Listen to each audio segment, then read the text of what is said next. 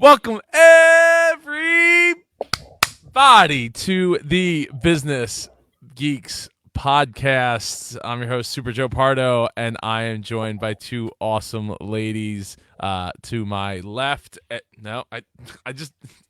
my left and to below this window as well. Trying to not have weird phrasing. Anyway, Sam, how are you feeling right now? I'm doing so well, Joe. I feel like we're kind of like on the Brady Bunch. You know, when Yeah. we're kind of like, at the start of the Brady Bunch where we're looking up and Well, down. I we could feel a do bit that. like We could that. do this. And no, I don't like that. Our ears touching on the screen. It's super creepy. I know So, social distancing is a thing that we should be yeah, absolutely. honoring. Too close. yeah, yeah. Let's do virtual social distancing. I feel much more calm that way. Mm. But great to be back here with you both. It is, and I forgot to Exactly. say your website, SamanthaRiley.global. You should all go check that out. Well, thank you very much, Super down Joe. down south, are you guys? Is it like apocalypse now yet, or still Yeah, just we like... are. We are all. You have to stay inside, and they even so we get an $11,000 fine if we go out for the wrong reasons. And I heard yesterday, $11,000 fine? yes, they're taking it very seriously. But our figures are showing that people are taking it seriously. You know, we haven't got crazy numbers.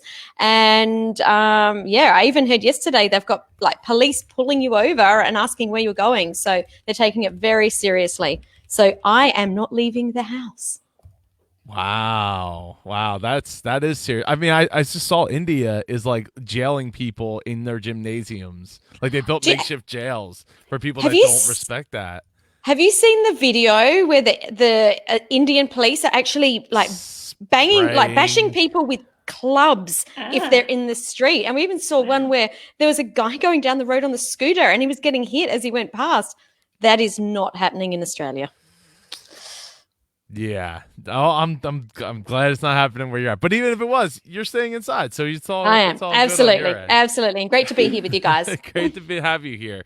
All right, and to my left, Jennifer Crawford from Sparent.co. How are you doing tonight? I am doing okay. I actually feel better than last week because I think the shock of everything has sort of, I'm adapting to the new normal, be that as it may. We finally got our sort of shelter in place orders in Virginia, and they made them good until June 10th. So, yeah, it's a long time. It's a long time, but we're fine. We're good. Oh, actually, I should say, Thor, my husband, his company imploded on Friday and he lost his job. Oh no!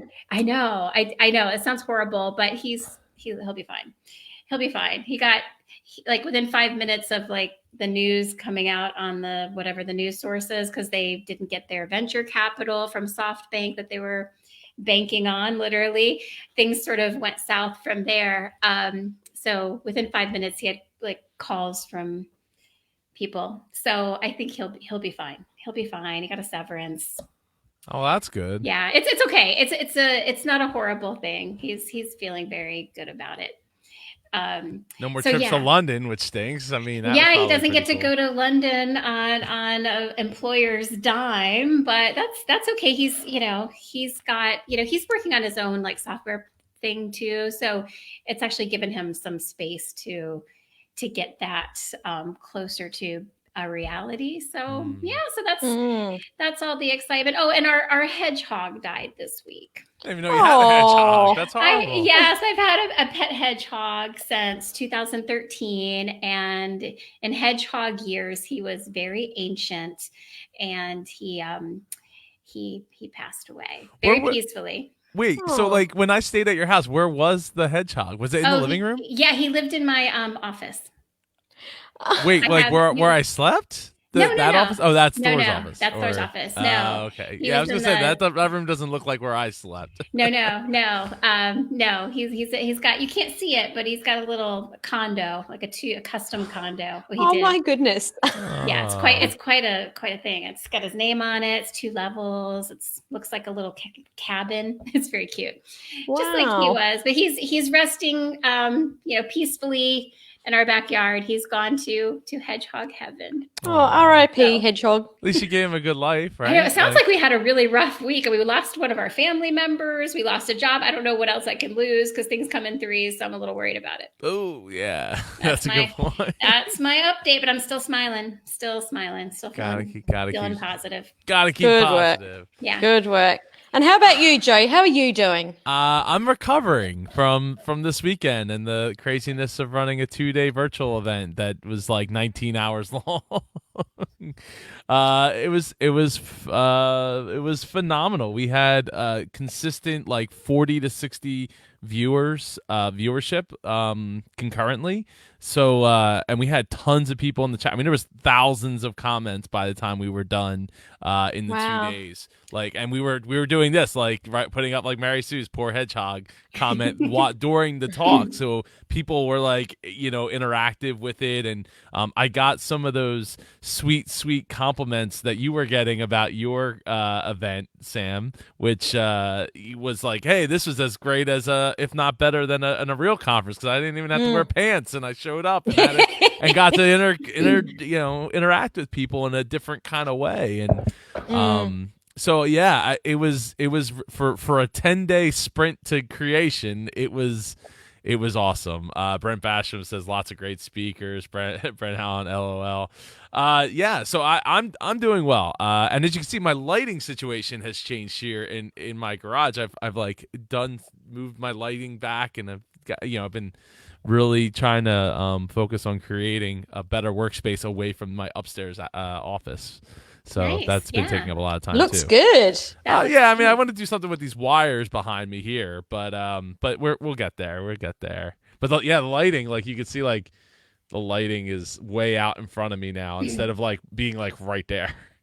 Nice. I Very was good. thinking it might be Very your good. car's headlights, but I guess Oh, you yeah, don't my have to car- worry about your car battery. Yeah, The real lights, the real professional lights. Yes, big softbox lights. Like I gotta pull my car in before the end of the night. It's got paint on it. I guess I ran over a paint can or something, and like all up the side of my car is like paint. Like it exploded in the wheel well. It's weird. Oh, It's not great. Awful. Okay. That is Yeah. awful. Well, Joe, I'm so glad your, conference, your online virtual conference went so well, because it really served as an inspiration for today's topic. I'm helping. I'm doing the Yeah. thing. Actually, it's great. you and Samantha, because Samantha had an in-person event that, for those of you who listened to previous episodes, you may have heard her mention that she had to quickly pivot an in-person event to a virtual event, and it was extremely successful. And she was so happy with how it turned out. She learned so much from it. And this week, Mary Sue, who's joining us in the chat, she and I co-hosted an online event for about 20 people, something we called a pivot party. And it was a group of small business owners that joined us for some guided brainstorming about their business. And it turned out really great. We had slides. We used the breakout room feature in Zoom, which you inspired me to do that. Samantha gave me the confidence to do that and try that. It worked out amazingly well. So I think we kind of, between the three of us, we represented 3 different styles of virtual events. And I thought it was a great subject because we're seeing more and more people turning to virtual events. And I think not just because we're in a pandemic, but I think this is a skill set and a marketing tool that we can use moving forward, even way beyond the pandemic once it gets behind us. And boy, we can't wait for that. It couldn't come soon enough, really, could it? Yeah. And I wish there was a fast forward button, folks. We need the Absolutely. click remote here. Yeah, because I think that as much as I loved the virtual event, and we had some people that loved it, even more, being an extrovert, I just cannot wait to get back in a room and hug people again. I'm an introvert and I can't wait for that. I mean, it's,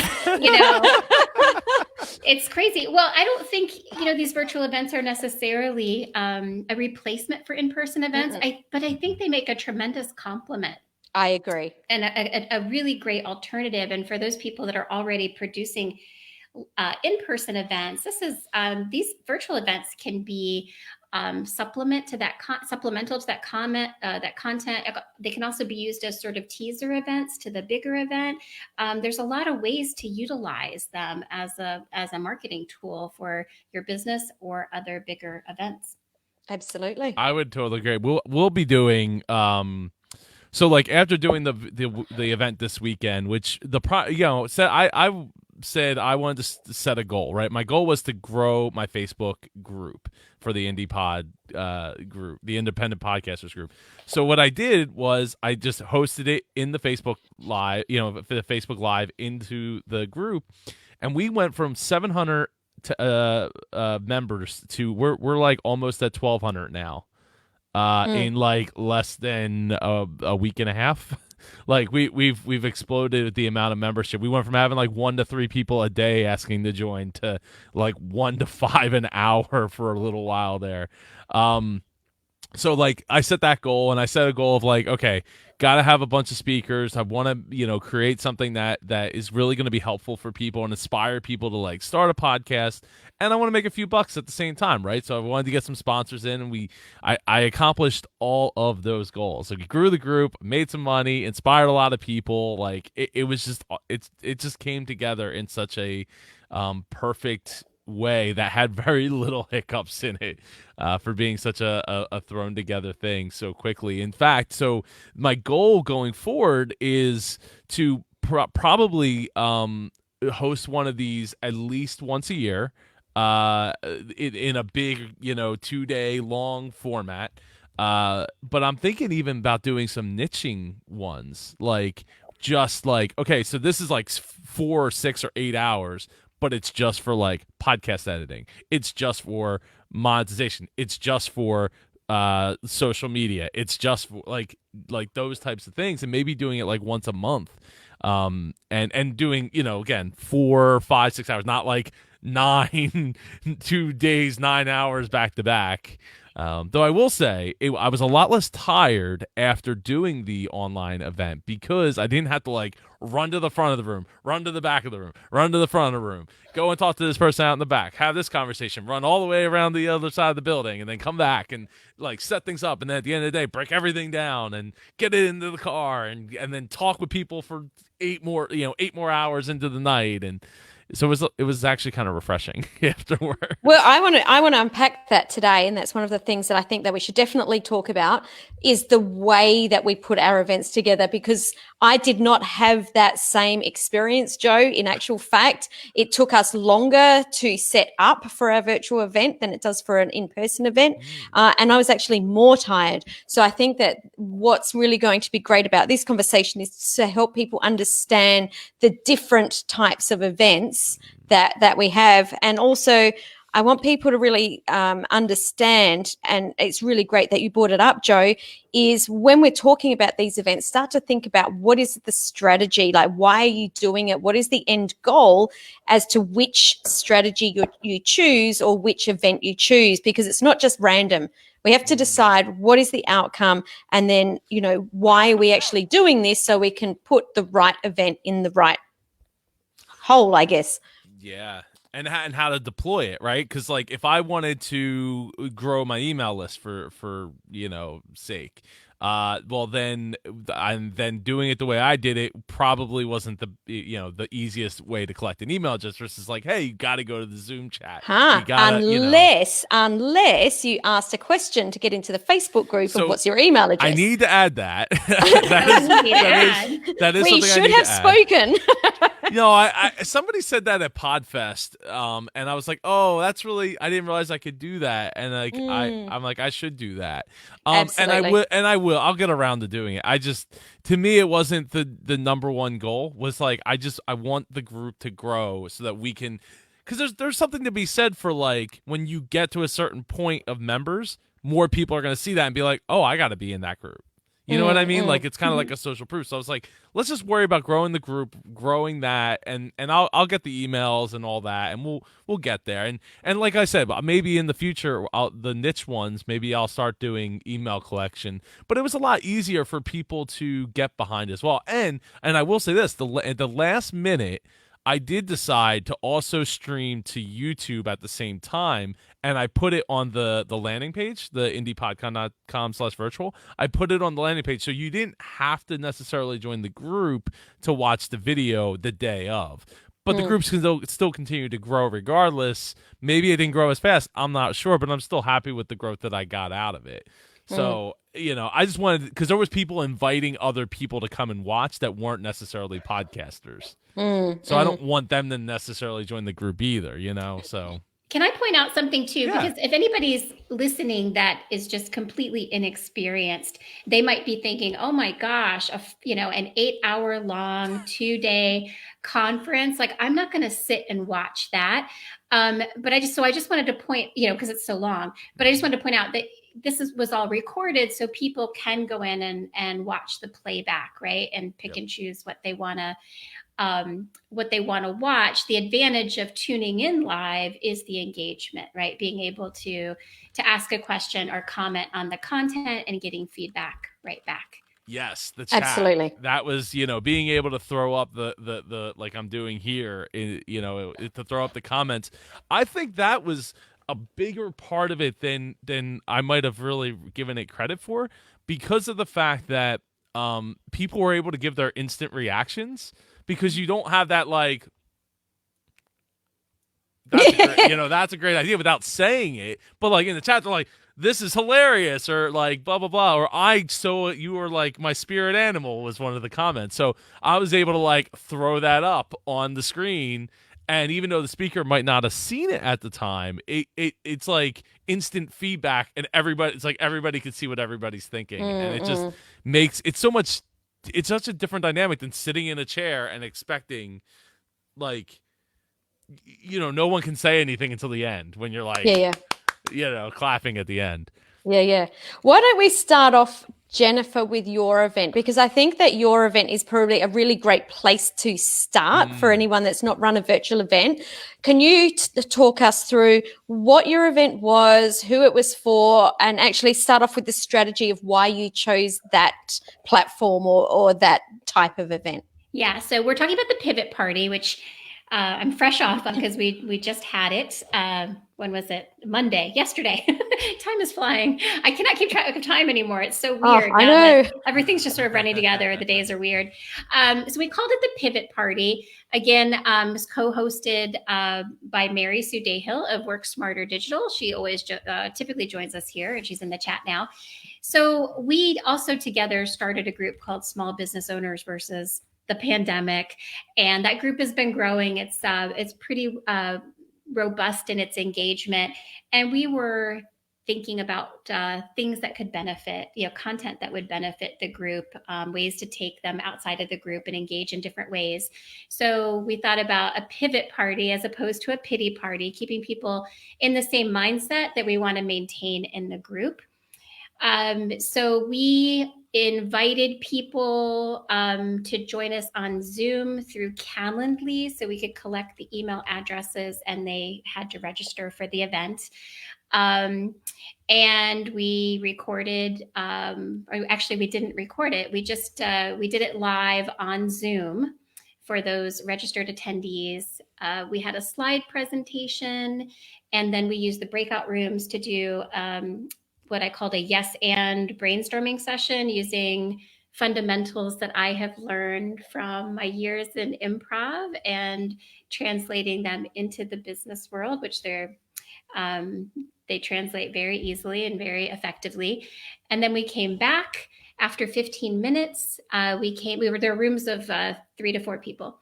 Then we came back after 15 minutes and did an opportunities roundtable. So taking the things that came out of the brainstorming sessions to share how the pandemic, although on the surface seems like a very challenging time for business, how we can reframe that into opportunities. And some great things came out of that. It's opportunities to restructure contracts, opportunities to add a revenue stream, that sort of thing. So that was really great. I made 2 mistakes. I forget one was I didn't have a call to action. Very soon, I didn't even think about it. We didn't have a call to action.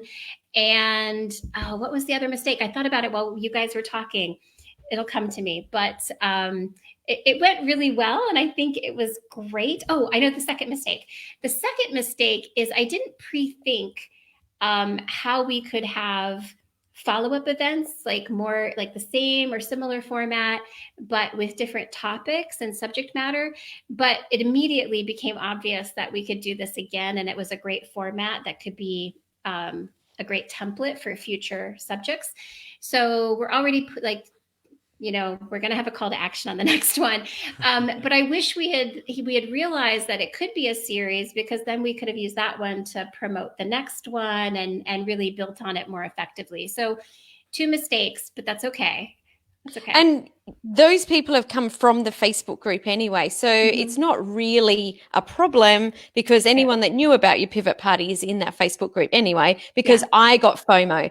I woke up and went, because I was trying to work out the time, and I was like, that's at 5 a.m. I thought I could set my alarm. And then, no, I didn't. It would have been so much fun to have you. But yeah, that was ours. And I had a great time. I was so nervous, guys. I can't even tell you. I was super nervous because, having the host controls, Joe's great at this. He can multitask, but I'm really bad at multitasking. So we had the chat, and the chat in Zoom is not, you have to actually click on it, to activate it, and it closes itself. And there's just a tiny little icon. So I would notice the chat had a little icon, and there was somebody in the chat, but I didn't know if I noticed it right away, how long they were sitting there. And then I hadn't used the breakout rooms before, so I was a little nervous about that. And, just anytime you do something new and you're in front of an audience, I'd never had so many people in a virtual event before. So it was just new experience, nerves, but it ended up being a lot of fun. It's a whole different skill set, keeping 20 people engaged on the screen to keeping 20 people engaged in the room. Yeah. It's a lot more challenging, but it's totally doable. Well done, Jen. I think it sounds awesome. Yeah, I'm so sad I missed it. Oh, well, hopefully next time when we reschedule the next one, I'll let you guys know, and you can join us, and you'll see how our lessons learned are incorporated into I think it's great to share the lessons learned. It helps everyone, and no one's perfect. Awesome. No. Well done. Thank you. So Sam, what issues did you run into? Do you even know how to describe those issues?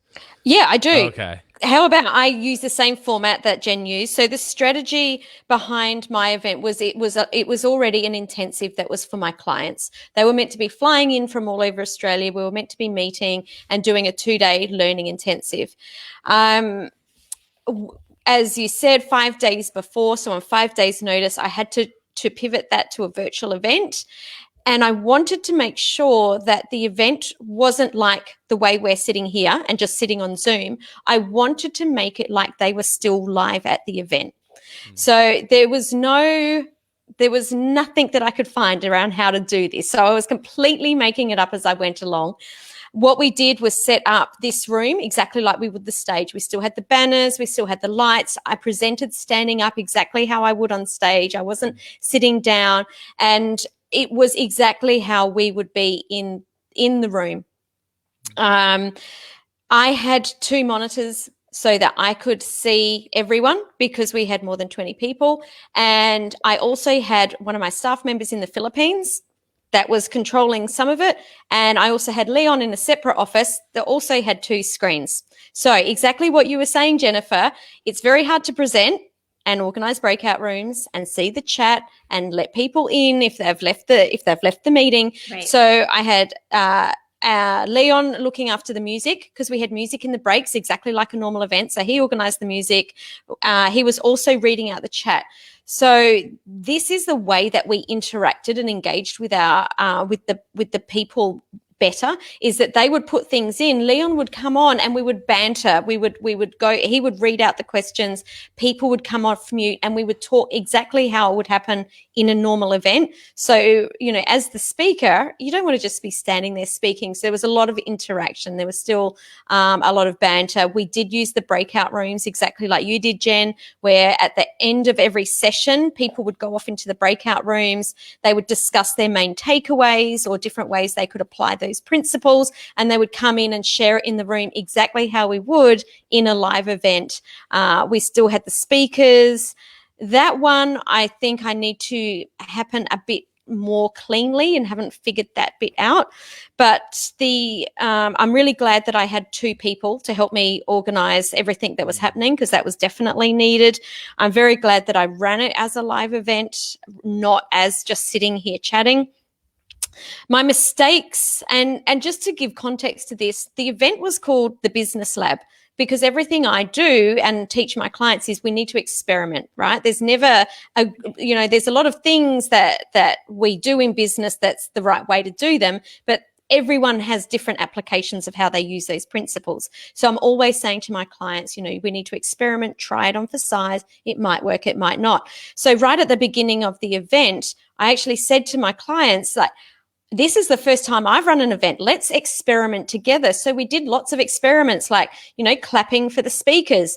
Well, when we were sitting down clapping, it felt really weird. But when we welcomed a new speaker in and we all stood up and clapped, it felt really good because there was energy and there was movement. Mm-hmm. So we took that takeaway. Mistakes were running sessions that went over 45 minutes. So in a live event, I would run a 90-minute session and have, half-hour breaks or an hour for lunch. And that was just too much. The sessions were too long in front of a computer, and the breaks were too long, where people, they lost that connection to the event. So what we did was ran 45-minute sessions with a lot more breaks. We only did a half-hour lunch break. And I also encouraged people to eat their lunch at the computer and have, like, I'm going to put in air quotes, hallway chats, just like we would at a normal event. And what ended up happening was that people were just going and getting a drink or food and bringing it back and doing collaborations exactly like we would in a live event. So that was another learning. And the third one that I was going to share has just flown out of my head.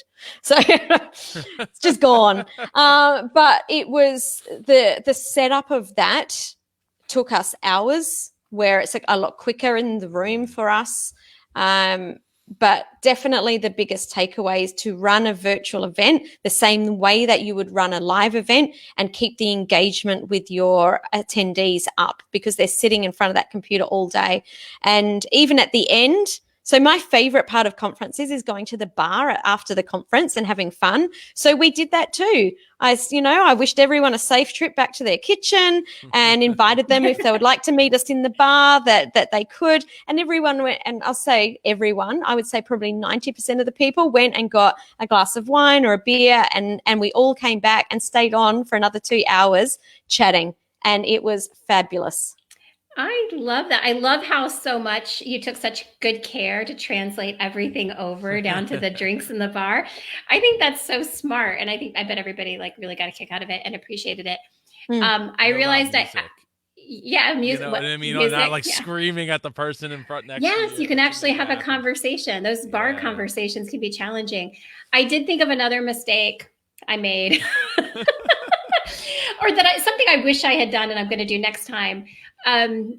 I wish I had communicated to the registered attendees before the event, letting them know the agenda, how they could get the most out of it, what to expect. I think it would have made some elements go a little more smoothly and taken less explanation. Or if I forgot to explain something, I forgot to mention that we were going to go into these breakout rooms for 15 minutes. So I had to put that in the chat and hope that everybody saw it. So I think just that would help people's comfort level and help everything go more smoothly, to explain exactly what we're doing and how we're doing it, why we're doing it. I wish I had communicated that in advance in retrospect. So next time I will definitely do that. Yeah, nice. That was definitely one of my learnings. Well, actually, I did get it right. It was right at the beginning, explain to everyone, you go here and click this, or you can go here and click this. And when we go into a breakout room, this is what's going to happen. This is what you're going to see. This is what, just giving people context. Yeah. Oh, and Meredith, I love Meredith. She's a friend and my business partner at Spirit. She says, Jen, these aren't mistakes. They are opportunities to learn and grow. Yep, absolutely. That's a definition of a mistake, isn't it? Yeah, that's true. That's true. I definitely learned and I definitely grew. Nice. And then you've done a different event again, Jo.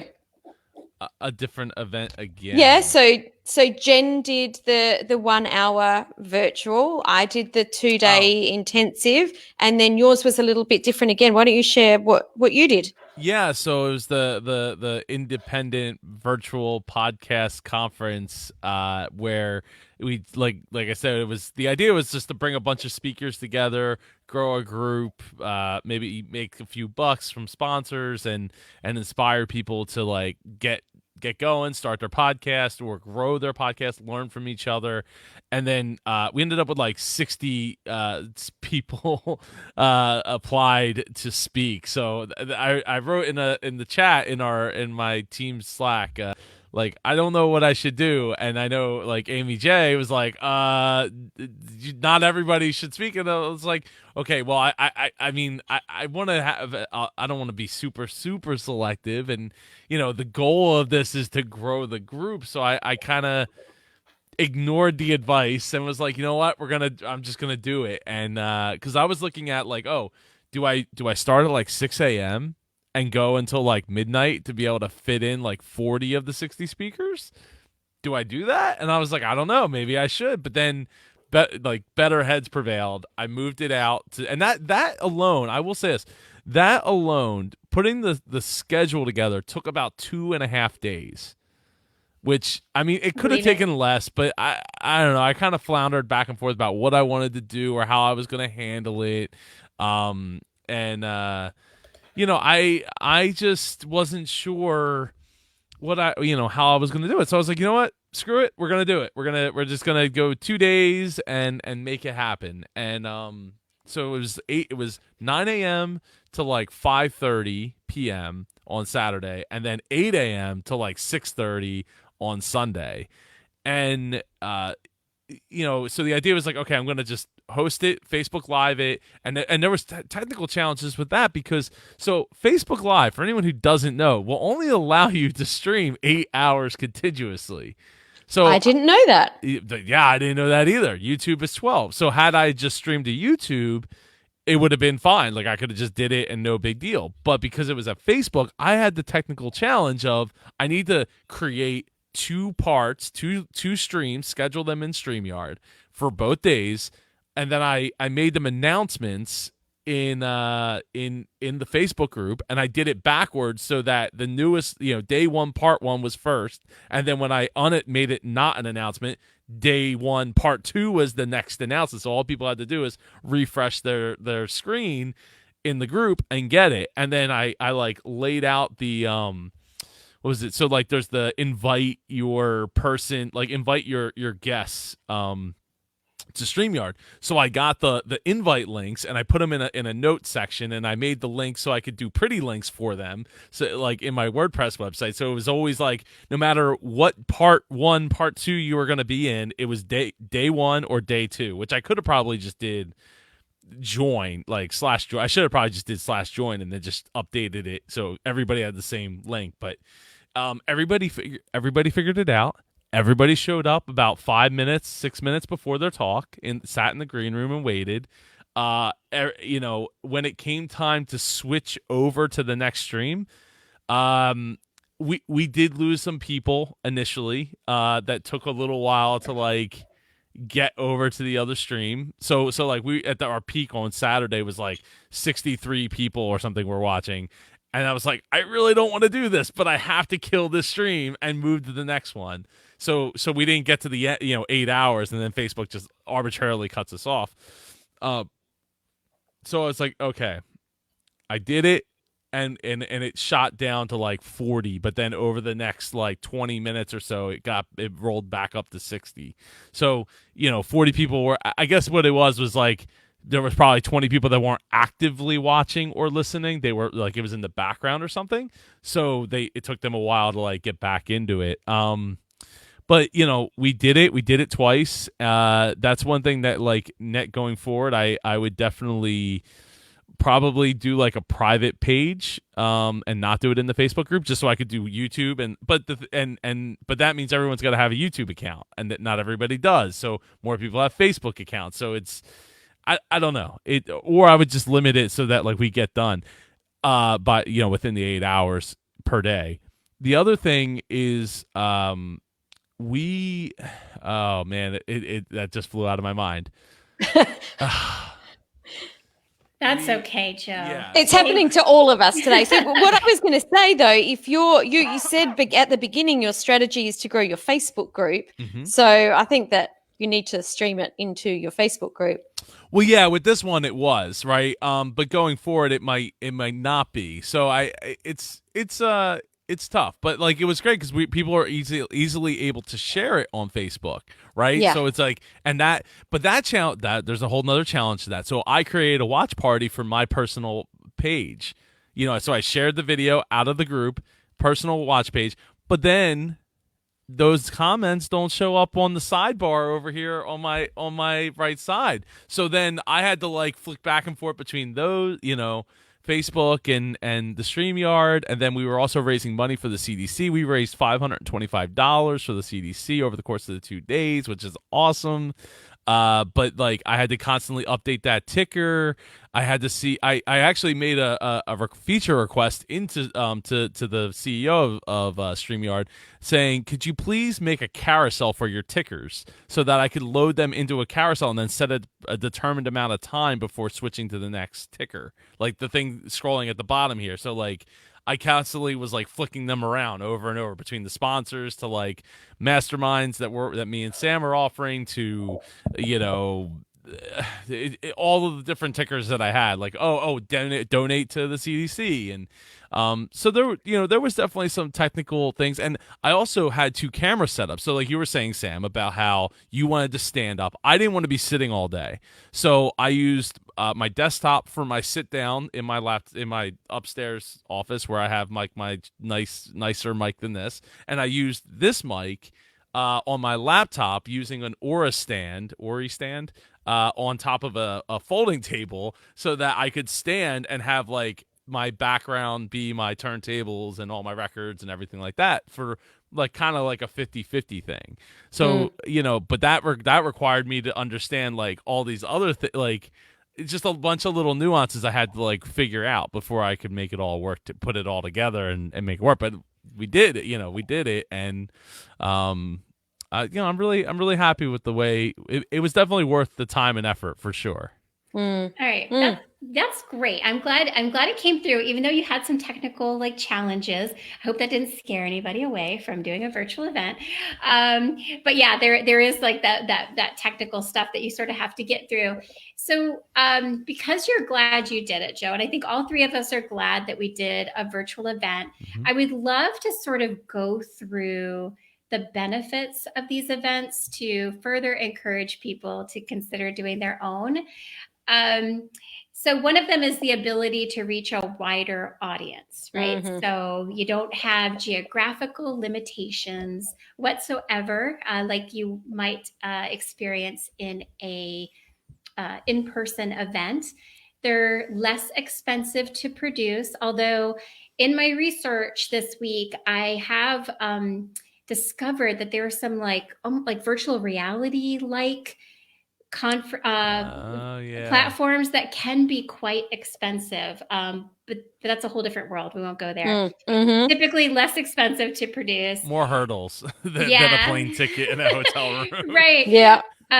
Less expensive for your attendees, because you don't have that overhead, like a venue cost and catering and staff. Then you can pass that savings on in your ticket price.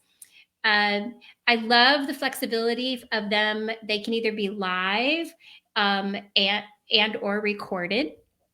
So you have options in how that your event lives on or doesn't. It's kinder to the environment. It's always bothered me being a conference producer, how much waste happens as a result of putting on a live event. So this is just a kinder, gentler way to produce an event for the environment. More measurable attendee data. So you get more data because you're able to track their behaviors since everything is happening in an online environment. And it also may be easier to book high demand speakers who don't have time to commit to an in-person event. So you open up some opportunities there. business benefits. You mentioned, we all mentioned growing our email list. If you a new revenue stream, Joe, you got some revenue from your sponsors for your event, even though it was free for your attendees. Sam, your clients have paid you for that experience. We did a free one. That's okay. Also, we all got a chance to show up as a leader in a leadership role within our community or industry. That's, hard to put a price on that. It's very beneficial. And we all grew our professional network in the process. So all of those things are extremely beneficial to grow your business and your influence, all things that lead to success. Absolutely. You tied Absolutely. that up nicely. Thank you so much, Jen. Yeah, beautiful. Try. And I think that last point, or the last few points, are really important. So if you haven't run a live event before, that just pulling together, maybe collaborating with someone like you did, Jennifer, with Mary Sue. I've certainly done that with someone in my network, Gary Edwards. We run a weekly event called Clarity Conversations. So that's very different, and it's very similar to your pivot party in that we're bringing leaders together to just have a conversation and get clarity on where their head's at in these crazy times. And it's a really great way to start by just saying, we're jumping on live for an hour. Why don't you join us? This is the topic. And, you can collect the email addresses. You can bring them together in a Facebook group, whatever it is that you want to do. But a great way to get going and get your first event done, because like you said earlier, Jennifer, being able to work with a virtual group is a whole different skill set to doing it live. So just get going so that you can start to learn those skills. And it's great for collaborations, and it's great to position your authority. So that's why I think at least get going and just bring together people. And I suggest that everyone, or would love everyone to do it, to grow their business and their authority. That's so true. And you know what else I realized after doing it is that I actually ended up with a great deal of content that I could repurpose. Yeah. So, and Joe, and I'm sure you both whether it's like blog post or, social media assets, quotes, downloadables, guides, future events, there's so much there just from creating this one thing. It really blossoms into a lot of other different assets for your business. So I loved that. I wasn't really, I guess if I thought about it, I would have expected it, but it just sort of, happened. I was like, oh, this is a nice, nice flow and effect. Nice flow and effect. I liked that so much. Good work. Yeah. And Joe, I really wanted to talk a little bit more about sponsors for these events, because that is a revenue stream, just like when doing in-person events, in-person conferences, that sort of thing. You have your ticket sales, you have your sponsorship dollars, and maybe merchandise. Those are your three revenue streams typically. Yep. So you kept one of those revenue streams because you ended up gifting this event to your attendees. So I'd like to talk a little bit about how we can incorporate sponsors into these events to make them more financially viable and successful. So Joe, can you talk a little bit about how you maybe structured your sponsorship packages and how receptive your sponsors were to a virtual sponsorship as opposed to an in-person event? Yeah, so I basically took the format of the. I'm going to share my screen while we're here. Let's see, share. So So basically I structured it the way that I structure my other, the live conference in September. You literally used the same thing. I just changed the dates, the names have been changed to protect the innocent, and I've reverberated or reworded some things in there, but here's the packages, right? So I try to make as simple, say yes, that's what I was looking for, right? Yeah. Say yes. So $75, $150, $300, $600. Blueberry signed on right away as soon as I sent the thing over. They were like, yes, I'll take this. I'll be a title sponsor, $600. No big deal. We'll cut the check, call it a day. And I was like, Oh, cool. I've never had a title sponsor before. I was Nice. actually a little nervous. But these prices are so much cheaper than when I do the live events. Like to be a title sponsor, like you get so much more at the at the live events because you're getting like there's just so much more for me to have to give, but at the same time it's like $7,000 or $6,000 because like it's a lot of work on my part to put that into action. So in this case, you're getting your company logo on the website, link to the website, one mention in the newsletter. I've given them like 4 links, mentions in the newsletter so far. Your company mentioned throughout the event, sponsorship reads at least 3 times in the event. And then sponsor a giveaway of a product or service, and then if you to double up the 300, you get the name, and there was a maximum of 2 available. Honestly, had I had made this 3 or 4, I probably could have done that too. But then it just gets to be too much in like the scrolling ticker and the name, and it just so I was like, I'm gonna limit it to 2. Sold both of those. Pot was the other one.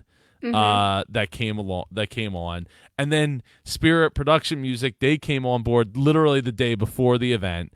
Towncast and Audit, my podcast, came on I think like on Monday before, like 5 days prior to the event.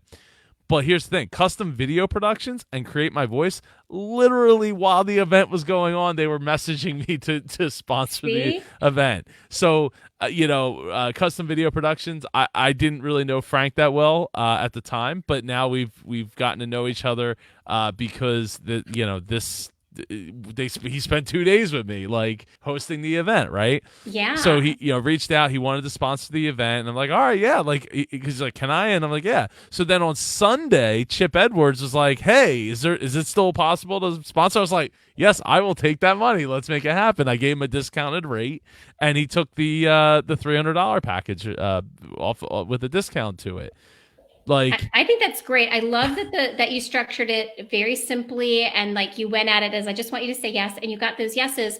I will tell you, I dipped in and out of your conference this weekend, and I knew who your sponsors were. There were different types of touch points. Like an in-person event, you might have a vendor table or maybe some signage in the event. You might have something in a swag bag.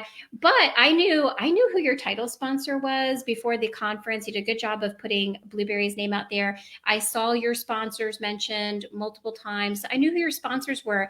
And it even got me thinking, as a business owner, I want to look into opportunities to sponsor a virtual events as a business this weekend, because I think it's a really great opportunity to get in front of an audience. And I suspect, just like ticket prices for virtual events are a little gentler on the pocketbook, my guess is sponsorship pricing. That's going to be the same rule is going to apply there. And I can get in front of my ideal audience by sponsoring a virtual event. So I'm totally putting that on my to-do list this week. Yep. The question was, one of them questioned like, how many people are you expecting to watch or be in part? And I was like, I mean, we have almost like 800 people in the group, and it's growing rapidly. By that point on Friday, we were looking like we were going to cross the 1,000 mark. We crossed 1,000 before we even started the event. Like right after we started the event, we crossed 1,000 people. So I was like, okay, well, if we have just 10% of those people, I'm thinking between 50 to 100 people, watching consistently, and that's like literally what we hit. It, between 40 and 60 people, both days. By Sunday afternoon, we were down to about 30, 35 people. But even still, like, I mean, they hung in there for. And that's not counting the replay. I mean, you've got evergreen content. Exactly. So that video, all that video content, right? So you can watch it for free right now, right on the website, right? Watch it right now. It's already been added to the MapCon 1 through 4 bundle. So that's going to become the MapCon Lifetime bundle, and MapCon 5 will be at like MapCon 5 virtual ticket, which is a separate ticket right now, which sells for I don't even know what it sells for, but my point being is that ticket is going to get added to the lifetime bundle, and I put it on sale right during this conference. I'm probably going to keep it on sale while we're going through this pandemic for 66% off. So instead of $99, it's $33, and people bought it. Like, so you're getting, I think we're up to like 40 some hours now with these added hours to the bundle. But like, yeah, was it over 44 hours of content for $99? Or if you use the virtual, I think is the promo code, you'll get 66% off. So for $33, you're getting 44 hours worth of content. Sounds like a how bargain cool is to that, me. right? Yeah, I'm not trying to pretty pitch, cool. but like, That's seriously, okay, like, though. It's okay. It's We want you to pitch. We want you to get more sales. Exactly, but it's about repurposing. If Like- you're spending all of that time doing, putting all of that together, you want to be able to use it in different ways. I think that's super smart. Yeah. So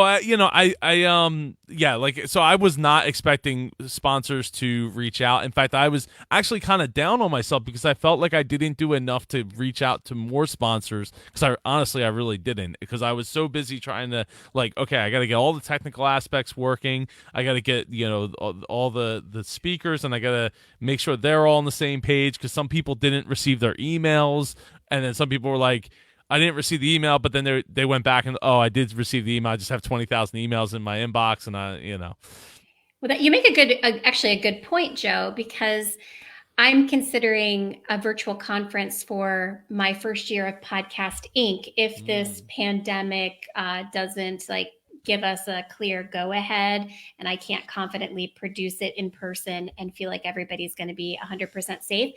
So when I was thinking through that scenario, I was thinking, I still need a team, a team for this event. Even though it's not in person and I don't need people checking attendees in at a check-in desk, I'm still going to have needs like all those things you just mentioned, the emailing and communication with attendees, email and communication with speakers, chat and engagement moderation, social media marketing, email marketing. I mean, all of these tasks are, it's an enormous undertaking for one person, and it's an enormous undertaking for you, Joe, that did it in 10 days.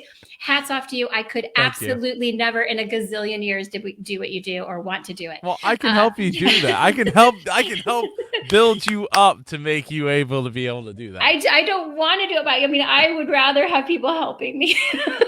And that's the point. Get the help. I would rather have a team. It would, the end product will be much better if I have people involved. But yeah, so that's something to think about, depending on the type of event. Like if you're putting on a webinar or something that Mary Sue and I did, which is just a 1 hour twist on a networking event, you probably don't need a whole team, right? But if you do something more complex, like what you did, Joe, then you probably, in an ideal setting, want to maybe or might have to come September. And that's why I wanted to talk. I got to talk to Sam about how she did her, because I've never used Zoom outside of being like a guest on it. So like that's something that I'm going to look into doing if we have to go virtual for September, is doing, rooms for people to be able to go and network and that kind of thing. Plus it'll put it behind like a paywall and not limited to 8 hours. 8 hours exactly. of live streaming. Totally. So totally. Was there any other things we wanted to wrap up with that, so that we have a little bit of time to talk about 2 other things or 3 other things? Let's see. I'm looking at my notes. Oh, the only thing I'll mention is in my research, I came across a couple of companies that provide virtual swag for virtual events. Oh. And it seems to work a lot like your traditional swag bag, in the sense that, you get branded items. There's sponsorship opportunities. It was pretty complex, the couple of companies that are doing it. But I will also say that for those of us doing boutique style conferences, I think we're priced out of that service, but they seem to be quite expensive and catering to larger events, larger virtual events, like in the corporate sectors. But I thought it was an interesting I think you could still do that. Like, I think you could maybe make up your own, there are a lot of digital gift cards and digital gifting services that you might be Okay. able That's to, I was gonna ask. Like, what are put you putting together. in there? Yeah. Yeah. Yeah, because custom skins for my Counter Strike guns or Well, something. yeah. Like, I don't. Well, I know you can brand like gift cards, like I think like a Visa gift card, something like that. There may be other opportunities where you can actually put a brand, like maybe a sponsor brand on something like that, and that could be the gifted swag. I don't know. I haven't completely thought it through. I just spotted opportunity. I Yes. spotted That's opportunity. Good work. Yeah. Thanks. Do we have a An article. one cool thing or a grind my gears? Anybody? Well, I wanted to talk about this article real quick about how McDonald's made a menu change that nobody could have predicted a year ago, and it was basically about how they've gotten rid of their breakfast all day. Because that was like a big thing when they were like, "Oh, we're doing breakfast all day," basically, and talking about like simplify your production, and it has to do with like the fact that they just didn't want people to. Well, actually, one of the most interesting thing out of it isn't even necessarily coronavirus related. It was that people were buying cheaper items later in the day. People that used to wake up in the morning and buy like the cheap breakfast items were now coming in later in the day and buy cheap items. So it was kind of throwing off their revenue. I guess like their statistics. But it was just really interesting. We can just throw it in the chat so you can read through all of it. But I just wanted to point out that it was a really neat idea about streamlining your production so that you can effectively continue to still be in business while dealing with the coronavirus. We definitely need to be simplifying right now. Definitely something that we all need to be looking at. Yeah, if you can I always say, put tremendous focus on the things that are actually producing revenue. And everything else can be scrapped, particularly in times like this, because they're probably, maybe even costing you money to include in your items that you're selling or your services. Absolutely. So I have a grind my gears if you. Thank gosh. We can't wait to hear it, So Joe. you just don't want to be the only one, Jen? I have one, and I don't know if it's controversial, but I like to keep them a little controversial. Mine might be. So during the conference, I had a couple of people who decided that they were going to curse through their entire segment, dropping lots of F-bombs. And at the time, like, I didn't realize what was I didn't realize the impact that was having until later when I got messages from somebody that was pointing out the fact that like they did not appreciate that at all. And at the time I was thinking like, okay, I wasn't thinking like, oh, we're going out to Facebook and you don't know who's listening, who has their laptop just like sitting in the kitchen and like playing while they're not really paying attention, but like kids are around. And I mean, even my own daughter was sitting in the chair right before that all started happening. Fortunately, she left the room right before that started happening. So yeah, to me, it's really important to like, I get it. Like, if you curse on your platform, like that's on you, right? But to curse on somebody else's platform it just seems kind of really rude. No, it's beyond rude. It's unprofessional.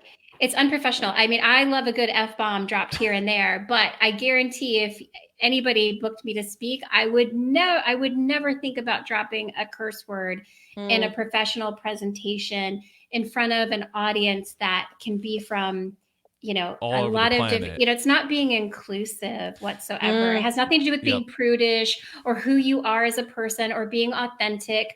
Honestly, Joe, I think, that's one of the downsides of putting something together so quickly is you probably didn't have time to vet your speakers as thoroughly. Well, I did. as I knew who the speaker was, and I know he cursed. Like I knew that he cursed. But I just thought that maybe he would have enough He would know like better. respect out of the platform. Because here's the other thing, right? When you're I'd be in a so room, mad. I'd be so mad. Well, at the time I wasn't thinking about it because nobody in the chat was talking about it being bad or negative, right? And that was the thing. Like that's the only thing I had to go off of at the time, sitting at my desk. So when you're in a room full of consenting adults, like somebody starts cursing, like Mary Sue says, I curse, but I hate that from speakers. Like you can see the reactions on people's faces, and if you choose to continue, well, those people could just get up and walk out of the room, and the only people that are going to hear you is in that room. But in this case, we didn't know who was in the room, right? This isn't. Even if it was registered speaker, like or registered attendees, like they could still be sitting at their table or something, watching, and it's just blaring everywhere. So it really, it wasn't until after I read the messages from the person who chose to speak up and send something to me that it really bothered me, and not because they can choose to do what they want, right? I'm not mad at the person. That's why I'm not saying their name or anything like that, but I'm mad at myself for not being strong enough of a leader in the moment to recognize what was going on and say, you know what, I don't care how big of a platform you have. I don't care how many subscribers or how often you get featured in wherever. Like, this isn't okay, right? This isn't the off-the-cuff slip or something that you just, or a phrase that can be taken out of context. It wasn't like a simple damn or, like a more gentler curse word. It was pretty. Yeah. Yeah. I tell you, with these podcasts, we have like speaker guidelines, and that's one of them, like don't talk about your politics, religion, and, it's rated G or PG maybe.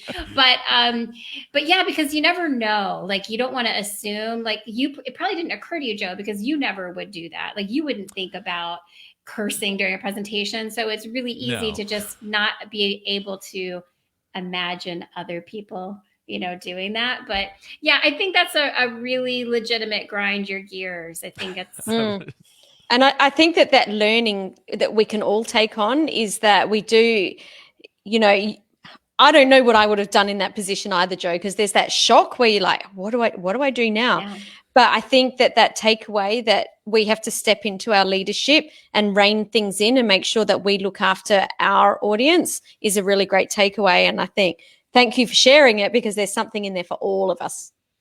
Oh, well, thank you. And the next day I chose to apologize on the stream because I had to fill time because one of my speakers was not able to make it. She was not feeling well and emailed me. And I wanted to, try to at least point out the fact that, like, hey, I recognize that I didn't do my due diligence in being a leader of the group and standing up for what was presumably right. So, yeah. So it happens, right? It happens to the best of us, and because it's one of those things where it's like you feel like, if I say something, do I become the bad guy in the situation, right? And in hindsight, no, right? No, but in the moment.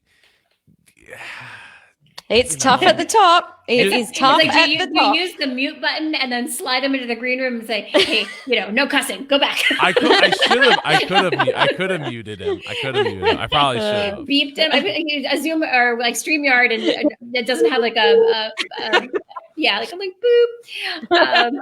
Yeah, Joe, that's tough. But I know every conference organizer, there's always like one speaker every year that does something unpredictable that you're not comfortable with, and you just you can't undo it, and you just don't book them again. and you add another another thing in your speaker guidelines to cover that situation in case it ever happens again. So I completely sympathize with you. We are past 9 o'clock, so I'm going to save We are.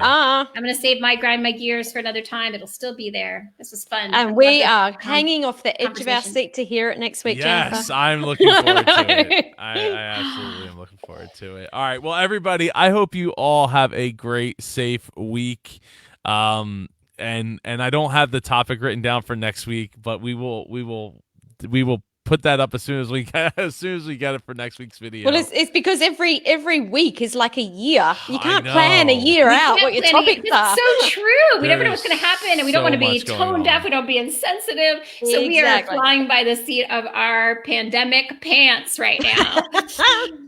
Yes, this is not business as usual, and thank you everybody for taking the time to watch. I hope again you and your family are safe and have plenty of supplies, plenty of toilet paper, and because there's nothing else that's important during this time.